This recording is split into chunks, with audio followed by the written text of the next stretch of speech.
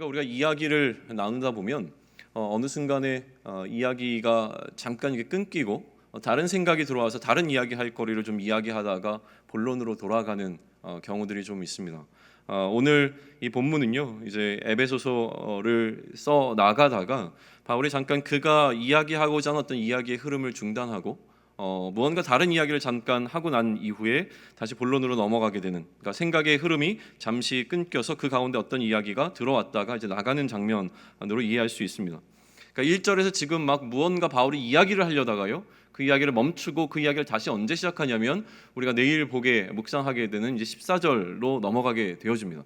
그러면 이제 오늘 1절에서부터 무언가 14절에 등장해야 되는 이야기를 하기 전에 갑자기 바울이 왜 그의 생각을 멈추고 오늘 이 본문을 삽입했는가라고 하는 것을 우리가 이해하는 것이 필요하다고 하는 것이죠. 특별히 1절을 이야기하다가 1절 자체도 끝까지 마무리되어지지 않습니다. 오늘 우리 한글 성경에는 보게 되면 1절 마지막에 말하노니라고 마치고 있습니다. 그러니까 동사가 들어간 것처럼 여겨지지만 실제로 원문을 보게 되면 이 동사가 빠져 있는 문장이 1절이라고 하는 것이죠. 그러니 1절과 어디가 연결되냐면 13절이 연결이 되어집니다. 이렇게 읽을 수 있습니다. 이러므로 그리스도 예수의 일로 너희 이방인을 위해 갇힌 자 된 나 바울이 너희에게 구하노니 너희를 위한 나의 여러 환난에 대하여 낙심하지 말라. 이는 너희의 영광이니라. 지금 바울이 긴급하게 얘기하고 싶었던 것은 이겁니다. 그가 갇혀있는 상황 가운데서 너희는 낙심하지 말고 이것이 너희의 영광이 됨을 깨달아라 라는 이야기를 지금 1절부터 13절 가운데서 하고자 하는 것이죠. 자신이 갇혀있는 이 환난에 대해서 에베소 교인들은 어떤 태도를 보일 것인가에 관한 이야기를 지금 해주고 있는 장면입니다. 우선 우리는요, 이 단락에서 바울이 본래 하고자 했던 의도가 자신이 당하는 이 어려움을 인해 낙심하지 말라라고 하는 권면이 첫 번째라고 하는 이해와, 그리고 이 낙심치 말아야 하는 이유가 그의 고난이 너희의 영광을 위한 것이라고 하는 것을 깨닫게 되어지는 그 두 번째 의도가 담겨 있다라고 하는 것을 먼저 짚고 넘어갈 필요가 있습니다. 이 두 가지를 합치면 이렇습니다. 바울 자신이 마주하는 상황은 그것이 어떠한 것이라고 할지라도 너희라고 불리는 이방인들의 영광을 위하여 그가 감당하고 있다라고 하는 것이죠. 그러니 오늘 우리가 이 본문을 대하면서 우리에게 주어진 숙제는 무엇이냐면, 바울의 상황이 심지어 그것이 고난이라고 할지라도 그것이 어떻게 이방인들에게 영광이 되는지를 이해하는 것입니다. 나아가 복음의 일꾼된 우리들이 마주하는 우리의 삶의 상황들이 어떻게 우리가 복음을 전해야 하는 이들에게 영광이 되어지는가를 깨달음으로 우리가 놓여있는 이 어려운 상황 가운데 낙심하지 않게 되는 것, 또 낙심하지 않을 힘을 얻는 것이 오늘 본문을 통해서 우리가 얻어야 할 것이라고 하는 것입니다. 1절을 다시 한번 보겠습니다. 우리 같이 한번 다시 읽으면 좋겠는데요. 같이 읽습니다. 이러므로 그리스도 예수의 일로 너희 이방인을 위하여 갇힌 자 된 나 바울이 말하거니와. 바울은 자신이 갇힌 것도 그리스도 예수의 일로 너희 이방인을 위하여 그렇게 갇힌 것이라고 말하고 있습니다. 바울은 예수 그리스도의 일을 담당하는 자로, 특별히 이방인을 위한 사역자라고 하는 것은 굉장히 잘 알려져 있는 사실이지 않습니까? 그런데 이 말을 하면서 저의 느낌은 무엇이냐면 바울 스스로가 약간 울컥했던 것 같은 느낌을 받습니다. 우리가 지난 주간 동안에 장혜주 선교사님을 모시고 부흥사경을 했는데, 장혜준 선교사님이 담당하던 그 고산 지역에 있는 영혼들을 이야기할 때마다 울컥하시는 장면을 마주하지 않았습니까? 마찬가지로 지금 바울은 자신이 담당하고 있는 이방인들을 생각하면서 무언가 울컥하는 장면처럼 느껴지는 게 이 부분이라고 하는 겁니다. 1절에서 너희 이방인을 위하여라는 어떤 그 타이틀을 자신에게 붙였던 바울은요, 이 타이틀을 그대로 어디로 끌고 가냐면 2절로 넘어가는데, 2절에서 다시 한번 너희를 위하여라고 하는 말을 강조해냅니다. 2절 우리 같이 읽습니다. 너희를 위하여 내게 주신 하나님의 그 은혜의 경륜을 너희가 들었을 터이라. 여기서 경륜이라고 하는 말은 오이코노미아라고 하는 말입니다. 오이코스라고 하는 단어는 집이라고 하는 단어고요. 그 다음에 노미아라고 하는 것은 관리하다라고 하는 의미를 갖고 있는 단어인데, 이 두 가지가 합쳐져서 오이코노미아라는 단어가 만들어졌고, 그러니까 이 오이코노미아라고 하는 경륜이라고 번역된 단어의 뜻은 집을 관리하다라고 하는, 어떤 집안의 살림을 관리한다는 의미를 갖고 있죠. 여기서 파생되어 나온 영어가 이코노미라고 하는 단어입니다. 그러니까 지금 2절의 의미는 무엇이냐면 하나님께서 바울에게 이방인을 위한 사명을 감당하도록 그에게 사명을 주셨는데, 이 사역자로서의 사명을 주셨을 때 이 사명을 감당하기 위하여 하나님께서 바울을 어떻게 경영하셨는지에 관한 이야기가 바로 이 은혜의 경륜이라고 하는 겁니다. 하나님께서는 특별히 은혜 가운데 바울을 이끌어 가셨고, 그리고 하나님께서 이 이방인을 위한 사역자로 바울이 사역을 감당하는 동안 그에게 하나님께서 계속 하나님의 섭리를 통하여 그를 인도하셨다라고 하는 것을 이렇게 표현하고 있는 것이죠. 그리고 이것을 이들은 이미 들었다라고 이야기합니다. 들었다고 하는 표현은 무엇이냐면, 에베소 교회는 원래 바울이 3년 동안 사역한 사역지지 않았습니까? 그러니까 실제로 이 사역을 경험했을 터인데, 떠나고 난 이후에 혹은 그 사역의 목회의 어떤 변방에 있었던 사람들이 직접 경험하지 못하고 그 이후에 듣게 된 상황을 가리켜서 이제 들었다라고 표현했다고 이해합니다.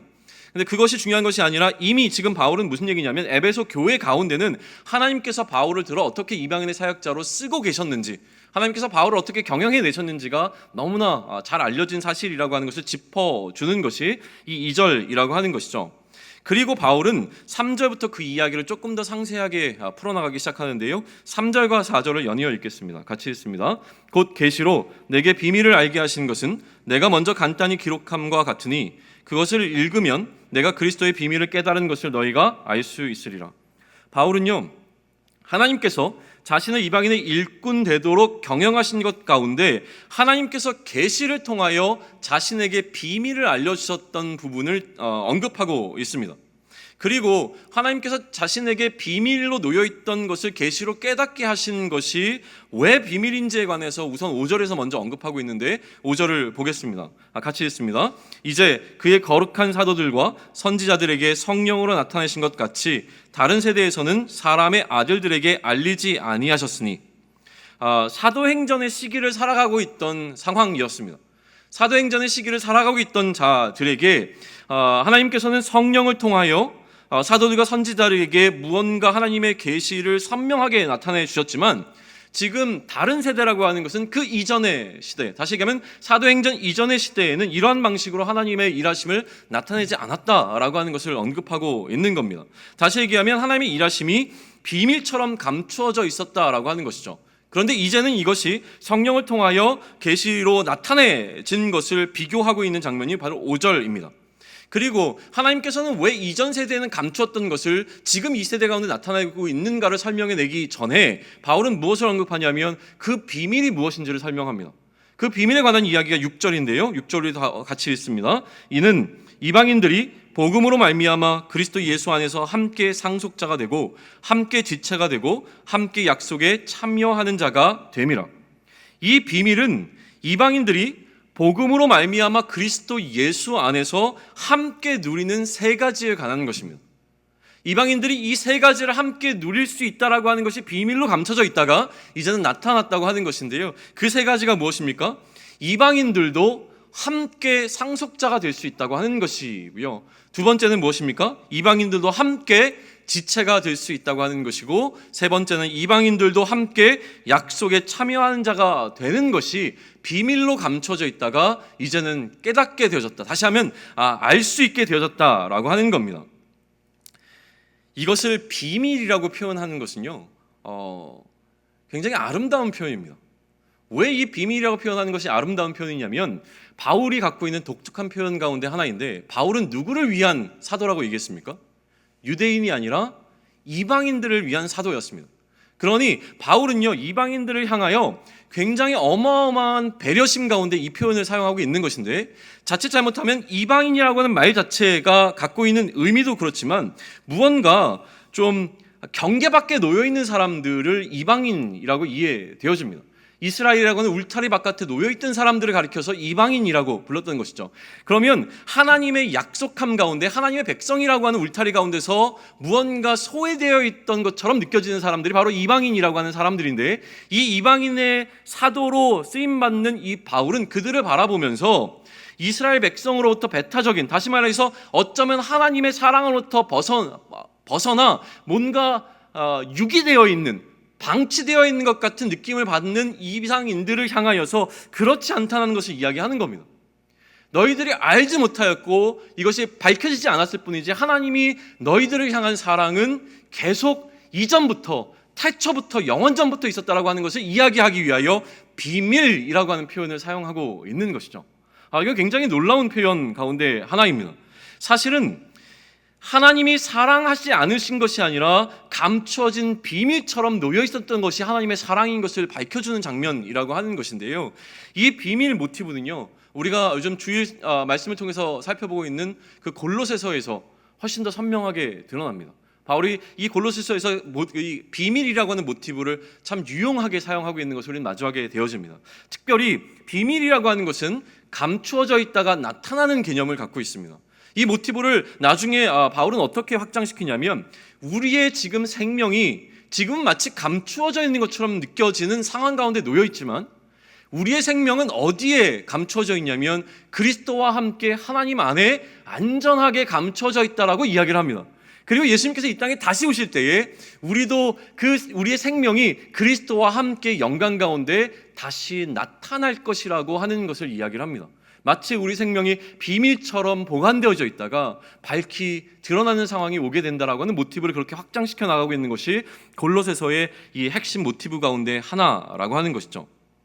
그러니 지금 이방인을 향한 비밀을 바울이 깨달음으로 말미암아 바울은 누구를 위한? 이방인을 위한 사도가 되었다라는 설명을 하고 있는 겁니다. 7절인데요. 그 사명을 우리가 다시 한번 보겠습니다. 7절 같이 읽습니다. 이 복음을 위하여 그의 능력이 역사하시는 대로 내게 주신 하나님의 은혜의 선물을 따라 내가 일꾼 되었노라. 이전에 우리가 민수기를 묵상하면서 제가 민수기를 묵상하는 그 키워드 가운데 하나가 사명이라고 말씀드렸던 적이 있었습니다. 사명을 통해서 민수기를 살펴보는데 그러다가 저에게 굉장히 주옥처럼 보석처럼 주신 말씀이 있었는데 그게 바로 18장 6절과 7절이었습니다. 18장 6절과 7절에서는 어떤 내용이 기록되어 있었냐면 하나님께서 제사장들에게 제사장직이라고 하는 사명을 부여하시면서 이것이 내가 너희에게 주는 선물이라고 이야기하시는 장면이 등장합니다. 그리고 제사장직의 이 사명을 감당하는 이 제사장들에게 하나님께서 레위인들을 동역자로 세워주시는데 이 레위인들을 가리켜서 하나님께서는 또 뭐라고 얘기하시냐면 내가 제사장 너희들에게 주는 선물이라고 이야기를 하신다라고 하는 것이죠. 하나님께서 이 사명을 우리에게 맡겨주실 때에 이 사명과 이 사명을 감당할 수 있도록 허락하신 동역자들이 선물이라고 하는 이야기를 민수기를 통해서 보여주셨는데 여전히 바울에게도 그러한 인식이 있었던 것이 분명합니다. 바울은 지금 그가 받았던 이 사명과 이 사명을 감당하고 있는 이 모든 상황들이 다 하나님으로부터 나온 선물인 것을 깊이 이해하고 있다라고 하는 것입니다. 왜냐하면 이 사명은 하나님께서 허락하지 아니하시면 그가 결코 감당할 수 없는 일이었기 때문이라고 하는 것이죠. 사명을 감당할 힘과 능력이 자신으로부터 나온 것이 아님이 너무나 명확했기 때문에 바울은 이렇게 고백하는 겁니다. 그의 능력이 역사하시는 대로 내게 주신 하나님의 은혜의 선물을 따라 내가 일꾼 되었다라고 고백하고 있는 것이죠. 그리고 난 이후에 하나님께서는 특별히 그럼에도 불구하고 수많은 사람 가운데서 왜 자신을 하나님께서 선택하셔서 이 사명을 부여해 주셨는지에 관한 설명을 8절과 9절을 통해서 이어갑니다. 8절과 9절을 함께 봉독합니다. 모든 성도 중에 지극히 작은 자보다 더 작은 나에게 이 은혜를 주신 것은 측량할 수 없는 그리스도의 풍성함을 이방인에게 전하게 하시고 영원부터 만물을 창조하신 하나님 속에 감추어졌던 비밀의 경륜이 어떠한 것을 드러내게 하려 하심이라. 바울은요 극단적인 상태의 변화를 가져왔던 자였습니다.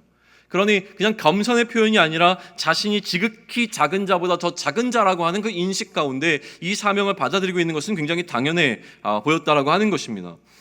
자신을 가장 작은 자, 이 사명을 감당할 수 없는 자라고 하는 이해 가운데 그러면 이것이 가져오는 효과는 무엇이냐면 그렇게 자신을 들어쓰신 하나님이라고 하는 것이 이해되는 순간 하나님께서 이방인들을 어떻게 끌어 품으시는지에 대한 그 대상의 스펙트럼이 완전히 넓어져 버리는 겁니다.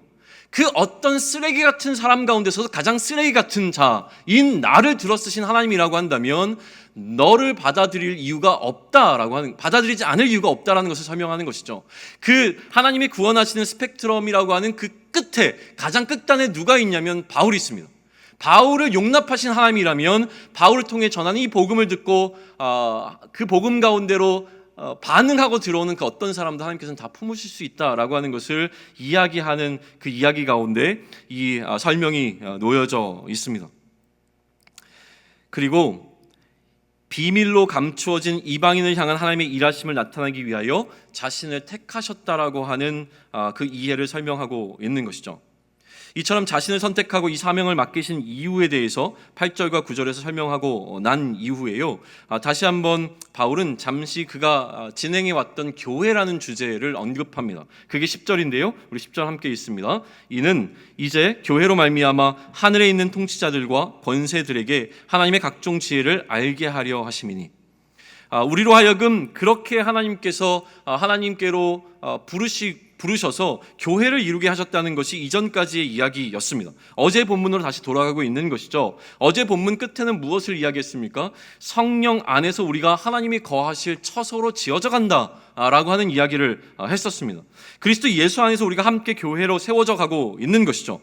이를 통해서 다시 얘기하면 교회가 됨을 통하여서 하나님께서는 의도하신 것이 있었는데, 그것이 무엇이냐면 하늘에 있는 통치자들과 권세들에게 하나님의 각종 지혜를 알게 하시는, 다시 얘기하면 우리가 교회가 되어지는 것을 통하여서 온 우주적인 하나님의 메시지가 바로 우리가 되어진다고 하는 사실에 관한 이해를 지금 10절에서 바울은 설명하고 있는 것입니다. 그러니 이방인의 구원은 단순히 이방인들이 생명을 얻는 문제를 넘어서서 어디까지 연결되었냐면 하나님이 누구신가라고 하는 것을 선명하게 나타내주는 하나님의 일하심이 되어진다라는 설명을 하고 있는 것이죠.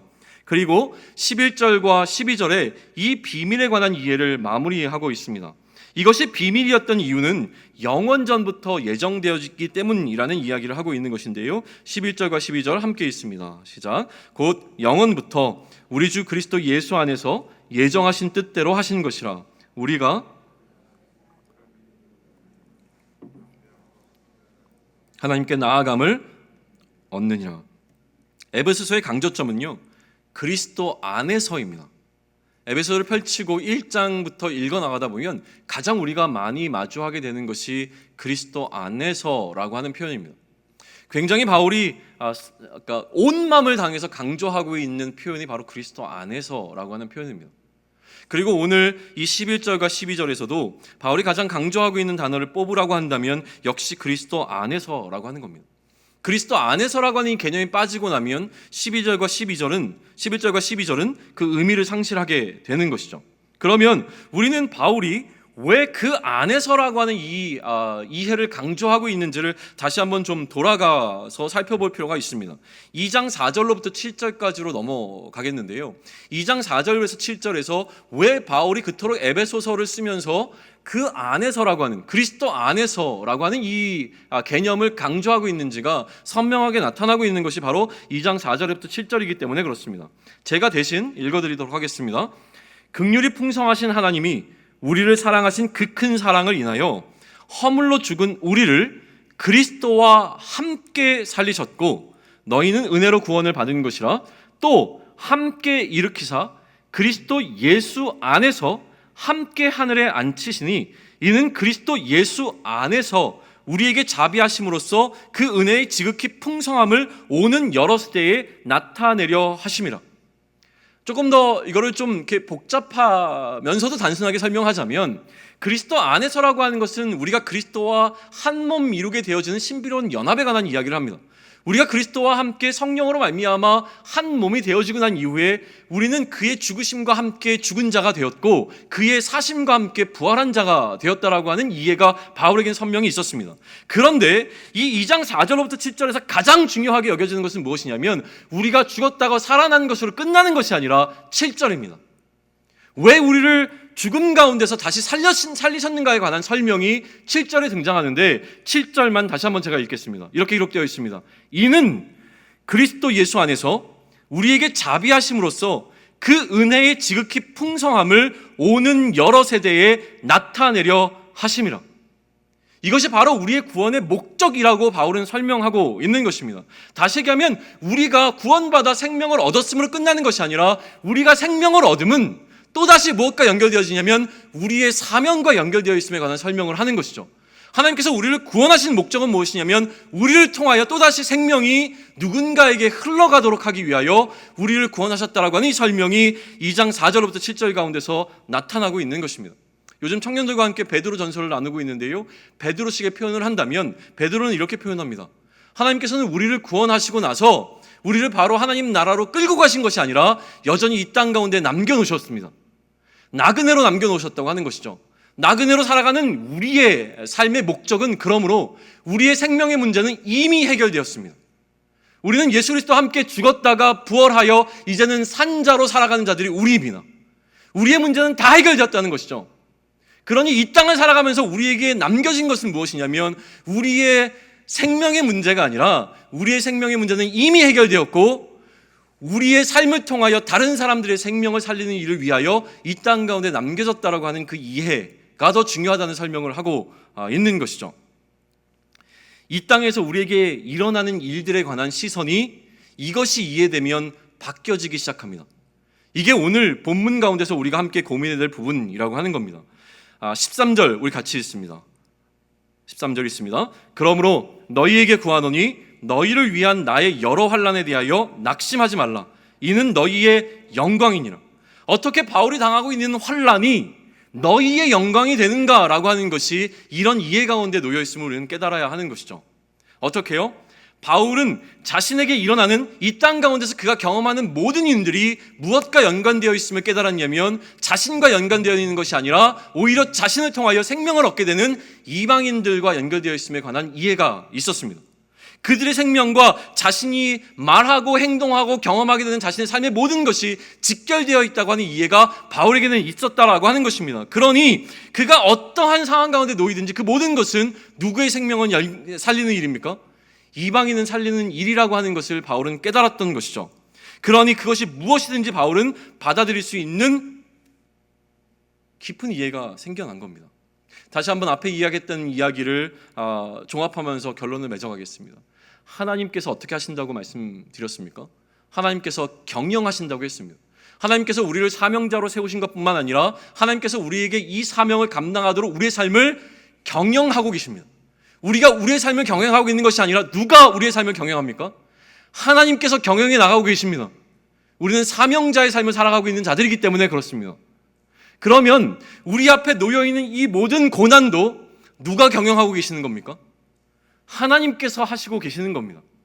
그러니 우리는 이해할 수 없습니다.